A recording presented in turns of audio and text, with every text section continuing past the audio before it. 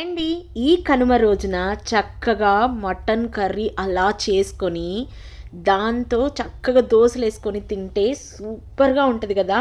ఈ mutton curry చూసారా? Curry అని చెప్పను గానీ, కాస్త గ్రేవీ అలా ఉండేటట్టు చిక్కగా దగ్గరికి చేశానండి. యమ్మీగా ఉంటది. అండ్ ఈ మటన్ కర్రీ నేనేదైతే చేశానో దీని రెసిపీ ఖచ్చితంగా అప్లోడ్ చేసేస్తాను. ఇక్కడైతే 3 దోసలు వేడి వేడి దోసలేసుకున్నాను. అండ్ ఇందులోకి ఈ మటన్ కర్రీ అలా వడ్డించుకుంటూ ఉంటే ఉంది చూసారా? చాలా చాలా యమ్మీగా అనిపిస్తుంది చూడ్డానికి కూడా. చాలా టేస్టీగా ఉంటుందండి. నాకైతే dosa with mutton curry super combination.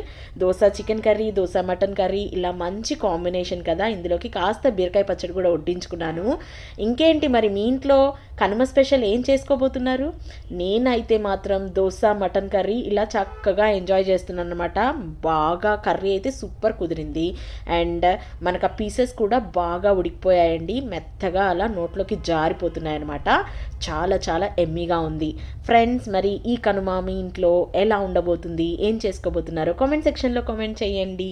మరొక వీడియోతో మళ్ళీ కలుసుకుందాం. Happy Sankranti and Kanuma. Bye. Thanks for watching.